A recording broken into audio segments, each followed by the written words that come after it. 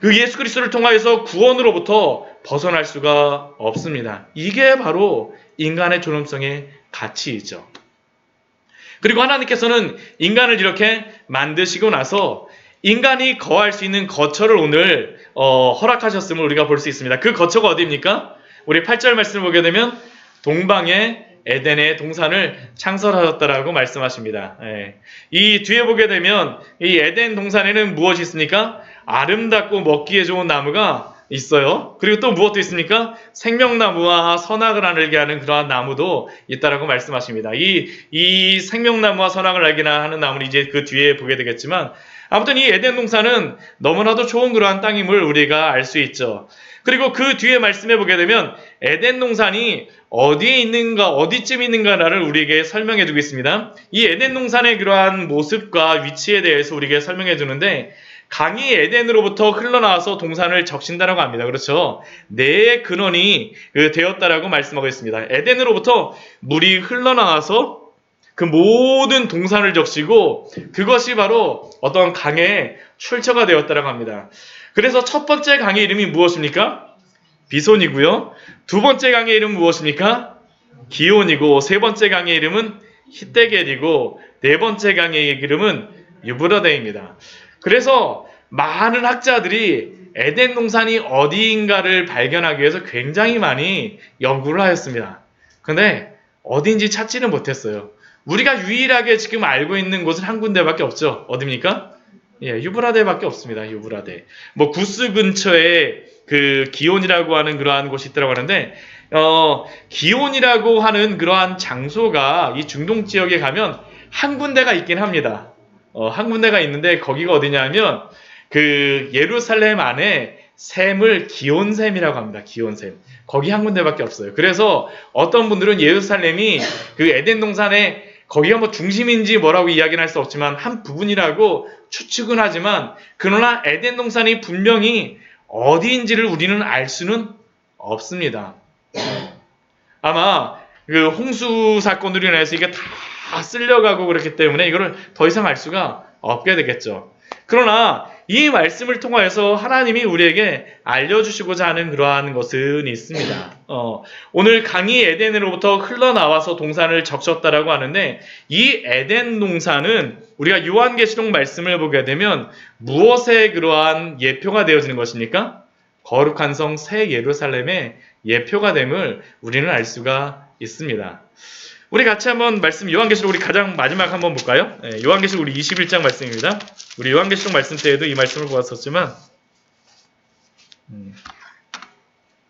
요한계시록 22장 말씀입니다. 요한계시록 22장 우리 1절과 2절 말씀 같이 한번 보도록 하겠습니다. 요한계시록 22장 1절과 2절 말씀입니다.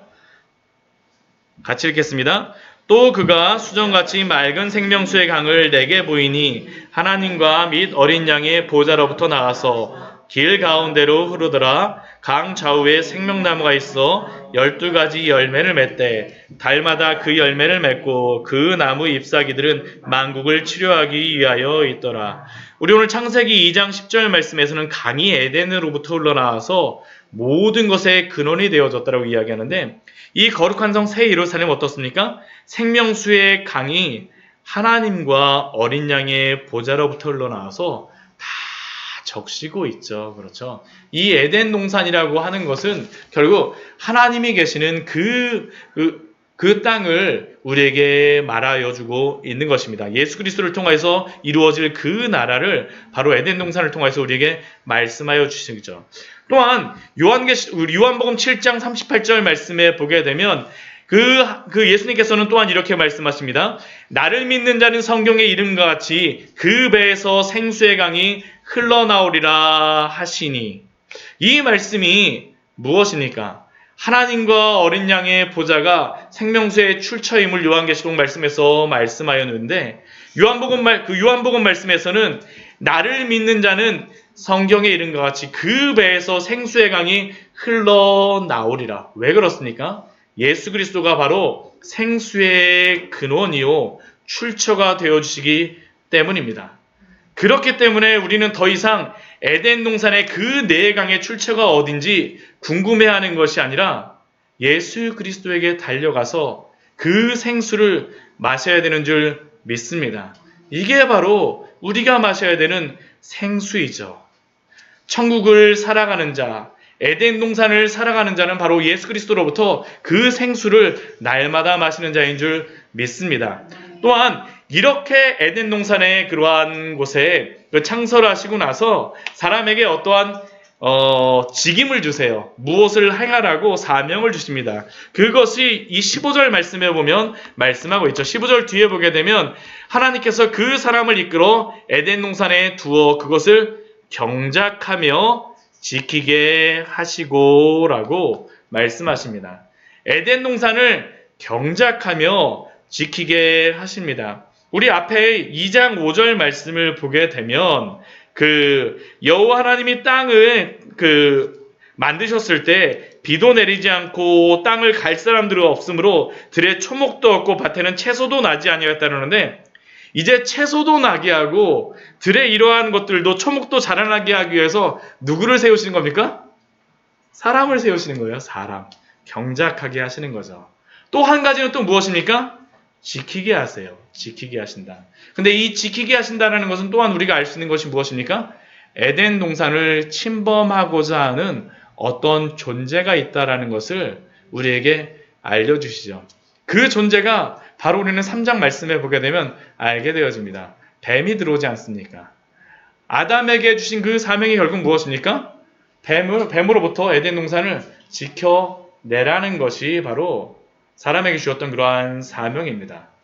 그리고 그것과 함께 16절, 17절 말씀에서 꼭 지켜야 될 두 가지를 말씀하고 계십니다. 첫 번째는 무엇이냐 하면 동산 각종 나무의 열매는 내가 임의로 먹되. 그러니까 동산 각종 나무의 모든 열매는 어떻습니까? 아무렇게나 먹어도 돼요. 막 먹어도 됩니까? 다. 뭐, 2개, 3개, 마음껏 먹어도 상관없습니다. 여기서 임의로 먹다라는 것은 어떻게 이게 히브리 언어적으로 써있냐면, 먹고 먹다라고 이게 먹다라는 동사를 2번 반복을 합니다. 히브리어는 강조를 하기 위해서 반복을 해요. 그래서 내가 임의로 먹되라는 것은 어떤 의미입니까? 마음껏 먹으라는 겁니다. 아무런 거리 끼지 말고 마음껏 먹어라. 근데 한 가지의 제약사항만 주시죠. 그것이 무엇입니까? 선악을 알게 하는 나무의 열매는 먹지 말라라고 말씀하세요. 그리고 다시 한번 그것을 강조하세요. 뭐라고 말씀하십니까? 내가 먹는 날에는 반드시 죽으리라 하시니라. 여기서 반드시 죽으리라라는 이 단어도 죽다라는 단어를 2번을 반복합니다. 그러니까 결국 이 선악을 알게 하는 나무의 열매를 먹으면 어떻게 된다는 건가? 반드시 죽는다라는 겁니다. 반드시 죽는다라는 것이죠. 이게 바로 인간의 죄의 시작이었었죠. 영혼이 죽는 그러한 것들. 왜 하나님께서는 그런데 이 선악을 알게 하는 나무를 먹지 못하게 하셨을까요? 이게 굉장히 중요하죠. 우리가 하나님이 사람을 하나님의 형상으로 만들어서 모든 피조물, 생물을 향한 어떠한 대표자로서 통치자로서 세우셨습니다. 그런데 문제는 무엇입니까? 그렇게 세우게 되면 끝까지 교만해갖고 하나님과 동급으로 가려고 하는 게 인간의 모습이죠. 근데 하나님이 이 선악과를 먹지 말라고 하심으로 말미암아 이것이 무엇입니까? 우리들의 한계가 무엇인지를 분명히 알라라는 것이죠. 하나님이 사람을 사랑하시고 창조하셨지만 그러나 사람이 행하여야 될 그러한 것은 하나님의 말씀에 순종하여서 하나님의 청지기로서 다스리는 자로 우리를 세우신 줄 믿습니다. 이게 바로 우리를 세우시는 그러한 목적이요 우리의 한계입니다. 결국 우리는 그러니까 어떻게 살아가야 되겠습니까? 하나님의 말씀에 순종하며 그 하나님의 뜻대로 거룩하게 살아가야 되겠죠. 이게 바로 창세기에서 인간에게 말씀하여 주신 그러한 말씀입니다. 그리고 또 이어서 하나님께서는 그 다음에 나오는 그러한 말씀이 무엇이냐면 돕는 배필을 사람에게 주십니다. 아담에게 주세요. 네. 첫 번째 결혼이 이제 시작되는 것입니다. 돕는 배필. 사람이 혼자 사는 것이 좋지 아니하니 내가 그를 위하여 돕는 배필을 지으리라. 네. 근데 이 돕는 배필을 지으리라 말씀하시고 나서 하나님이 그 다음 19절 말씀에 보게 되면 무엇을 하시냐 하면 그 흙으로 각종 들짐승과 각종 공중의 각종 새를 다 지으시고 아담에게 다 데려오세요. 다 데려오세요. 그리고 무엇을 아담에게 시키십니까? 이름 짓게 하세요. 아담에게 이름 짓게 하세요. 근데 우리가 여기서 한 가지 생각해야 될 것은 무엇이냐면 아담이 각종 들짐승과 공중의 각종 새를 각종 새의 이름을 지었다라는 것은 아담이 굉장한 지력을 가졌다라는 것을 우리에게 알려줍니다. 저도 저희 딸 이름 지으려고 할 때 얼마나 고민을 많이 했는지 모릅니다. 결국에는 저희 아버님이 지으시고 장인어른이 이렇게 좀 해주셨는데, 근데 최하고 나서 최 이렇게 하고 한참 이름을 갖다 막 했었어요. 우리는 자녀들의 이름 하나 짓는 것만도 굉장히 어렵지 않습니까? 근데 이 아담 같은 경우 어떻습니까? 그 모든 들짐승과 공중의 각종 새를 데려오면 바로 이름을 턱턱턱턱 짓는 겁니다. 그러니까 굉장한 그러한 지력이 있는 그러한 사람이죠. 네. 대단한 하나님께서 심히 좋았다라고 말씀하시는데 아담을 그만큼 지혜롭게 창조하셨음을 우리에게 알려줍니다. 그리고 아담에게 이렇게 이끌고 오셨을 때 아담이 각 사람을 부르는 것이 곧 그 이름이 되었습니다. 그런데 이렇게 하나님이 아담에게 이 각 생물을 불러오시는 이유가 무엇일까요? 첫 번째는 아담의 다스리는 그러한 일들을 행하게 하기 위하였습니다. 아담을 다스리는 자로 세우셨기 때문에 그들을 불러옴으로 말미암아 이름을 짓게 하시죠. 또 하나의 이유가 있습니다. 그것이 무엇이겠습니까? 이 모든 들짐승과 공중의 각종 새들 중에 돕는 배필이 있는가를 찾아보는 것입니다. 우리 20절 말씀에서 이렇게 말씀하시죠. 아담이 모든 가축과 공중의 새와 들의 모든 짐승에게 이름을 주니라. 근데 이름을 다 주었는데 결론적으로는 어떻게 해요? 아담이 돕는 배필이 없으므로 라고 기록하고 있죠. 여기서 돕는 배필이라는 것은 결국 그러니까 어떤 의미입니까? 이 들짐승이나 공중의 각종 새들은 아담이 다스리고 정복하는 대상으로서 하나님이 말씀하시죠. 그렇지만 함부로 정복한다는 게 아니라 청지기로서 다스리는 겁니다. 그런데 이 다스리는 것 안에는 돕는 배필이 없다라는 것이죠. 결국 그러니까 부부간의 그러한 관계는 다스리거나 군림하기 위한 존재로서 하나님이 그 배우자를 허락하신 것이 아니라 수평적인 관계에서 배우자를 허락하셨음을 오늘 말씀을 통하여서 우리는 알 수가 있습니다. 그래서 우리 21절 말씀 보게 되면 돕는 배필이 없으니까 어떻게 하십니까? 하나님께서 외과 수술을 하십니다. 우리 21절 말씀을 보게 되면 여호와 하나님이 아담을 깊이 잠들게 하시니 오늘날로 따지면 마취한 거죠. 그렇죠. 마취하시고 나서 잠들게 하시고 나서 갈빗대 하나를 취하여서 살로 대신 채우시고 누구를 만드십니까? 그 갈빗대로 여자를 만들어서 아담에게 데리고 오십니다. 근데 이 말씀을 보면서 제가 들었던 생각이 무엇이냐면 아담이 돕는 배필을 얻기 위해서 엄청난 수고를 했구나라는 것을 제가 알게 됐어요. 이게 진짜 수술을 해갖고 이 갈빗대를 빼낸다라는 것이 정말 쉬운 일이 아니잖아요. 그렇죠. 이러한 모습을 볼 때 정말로 엄청난 그 마음속에 헌신과 또한 그 얼마나 소원함들이 있었기 때문에 이러한 것들을 했다라는 것을 우리가 알 수가 있죠. 그런데 이 업그레이드 측면에서 취한다라는 것을 가지고 그 매튜엘리라고 하는 청교도가 이렇게 이것을 해석하였습니다. 제가 한번 읽어드릴게요.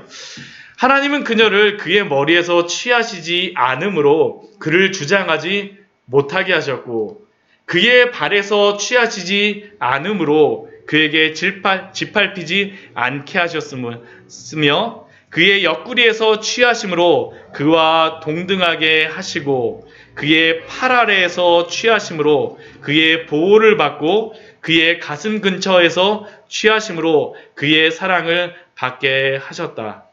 참 아름답지 않습니까? 하나님이 이렇게 옆에서 취하신 그러한 이유가 바로 사랑하고 정복하거나 정복받는 관계가 아니라 보호받고 사랑받는 존재로서 이렇게 하나님이 가정을 이루게 하셨다는 것이죠. 저도 이 말씀을 보면서 많이 찔림도 받고 정말 이러한 그런 관계를 맺어가야 되겠구나라는 그런 생각들을 많이 하였습니다. 정말로 그렇죠. 그러자 아담의 그러한 고백이 무엇입니까? 내 뼈 중에 뼈요 살 중에 살이라. 이것을 남자에게서 취하였은즉 여자라 부르리라. 뼈 중에 뼈요 살 중에 살이라. 성경에 가장 처음에 나오는 그러한 기쁨의 노래가 바로 이것입니다. 내 뼈 중에 뼈요 살 중에 살이라. 히브리어로 남자는 이시라고 부르고 여자는 이샤라고 부릅니다. 다른 게 아니죠. 그러니까 이 이샤라고 하는 것은 뭐 어떠한 다른 이름을 주었다, 여자라고 부르는 것이 다른 이름을 주었다는 것이 아니라 동등한 그러한 존재로서 이름을 불러주는 것입니다. 그리고 이렇게 둘은 부부의 관계를 맺습니다. 그리고 이렇게 부부의 관계를 맺은 다음에 우리 24절 말씀 보면 이렇게 말씀하시죠. 이러므로 남자가 부모를 떠나 그의 아내와 합하여 둘이 한 몸을 이룰지로다. 이게 보통 우리의 그런데 생각은 좀 약간 틀리죠. 결혼을 하게 되면 여자가 그 부모를 떠나는 것으로다 기록을 보통 하고, 실제로 창세기에서도 우리가 보게 되면 리브가가 그 자신의 부모의 집을 떠나서 이삭에게 시집을 오게 되잖아요. 성경에서도 보게 되면 여자가 부모를 떠난데 24절 말씀 보면 어떻습니까? 남자가 부모를 떠나 그의 아내와 합하여 둘이 한 몸을 이룬다라고 말씀하십니다. 이것의 의미는 다른 것이 아닙니다. 여기서 떠난다라는 것은 이게 원어적인 의미가 무엇이냐면 언약이 파괴된다는 의미예요. 언약이 파괴된다는 의미고, 합한다는 의미는 무엇이냐면 언약을 다시 맺는다는 의미입니다. 결국 그러니까 부모와 그렇게 맺어졌던 그러한 언약, 그것을 떠나서 이제는 가정을 이루게 되면 어떤다라는 것입니까? 아내와 남편 사이에 언약을 맺고 하나가 되어진다라는 것이죠. 결국 이것은 무엇을 의미합니까? 우리가 가정을 이룬다라고 할 때 부모 때문에 우리가 만나게 되고 자녀 때문에 어쩔 수 없이 산다라고 하는 사람도 있고 뭐 이것 때문에 살고 이것 때문에 한다 그러지만 성경은 이렇게 말씀하지 않습니다. 아내와 합하여 하나님 앞에서 둘이 한 몸을 이룬다라는 것이죠. 하나님 안에서 관계를 이루는 것이 바로 아름다운 관계임을 우리에게 말씀합니다. 그리고 이것으로서 창조를 마무리하고 있습니다. 그러니까 창조의 완성은 무엇의 완성으로 이어지고 있습니까? 가정의 완성이 창조의 완성입니다. 가정의 하나님께서는 창조의 모든 것들을 다 만드시고 나서 마지막에 가정을 완성하심으로 하나님은 그 모든 창조를 마무리 짓고 있습니다. 근데 이것이 굉장히 중요한 것이 첫 창조의 마지막을 이 결혼으로서 마치신 하나님은 우리 이 모든 역사의 마지막을 무엇으로서 마칠까요? 결혼으로서 마치고 있습니다. 요한계시록 21장 말씀에서 우리 거룩한 성 새 예루살렘을 그렇게 말씀하고 있죠. 우리 21장 아까 우리 22장 말씀 봤었는데요. 우리 요한계시록 21장 1절과 2절 말씀을 보면 이렇게 기록되어 있습니다. 우리 1절 2절 말씀 같이 한번 보도록 하겠습니다. 또 내가 새 하늘과 새 땅을 보니 처음 하늘과 처음 땅이 없어졌고 바다도 다시 있지 않더라. 또 내가 보매 거룩한 성 새 예루살렘이 하나님께로부터 하늘에서 내려오니 그 준비한 것이 신부가 남편을 위하여 단장한 것 같더라.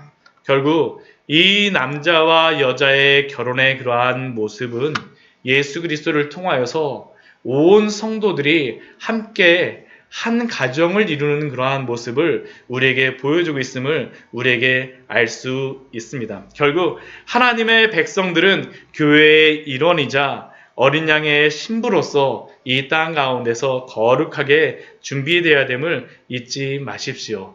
말씀을 정리하도록 하겠습니다. 오늘 말씀은 하나님께서 사람을 직접 당신의 형상으로 빚으시고 당신의 호흡으로 창조하셨음을 우리에게 말씀하여 주십니다. 그리고 이것은 우리의 그러한 존엄성이 다른 것으로부터가 아니라 오직 하나님께로부터 옴을 우리에게 말씀합니다. 그렇게 세상의 사람들이 우리는 무엇이라고 하던 간에 하나님이 우리를 사랑하고 하나님이 우리를 지으셨음을 잊지 마십시오. 정말로 이 안에 있을 때 우리는 온전히 평안함을 누릴 수가 있습니다. 또한 하나님은 창조의 마지막을 가정으로 이루심으로 말미암아 창조를 마무리하십니다. 이것은 또한 우리가 어린 양의 신부로서 거룩하게 준비되어야 됨을 알려주기에 오늘도 우리 어린 양의 신부로서 거룩하게 살아가겠습니다. 우리 또 기도하며 나아가는 귀한 또 우리의 기도의 시간이 되어지기를 원합니다. 잠시 같이 기도하도록 하겠습니다.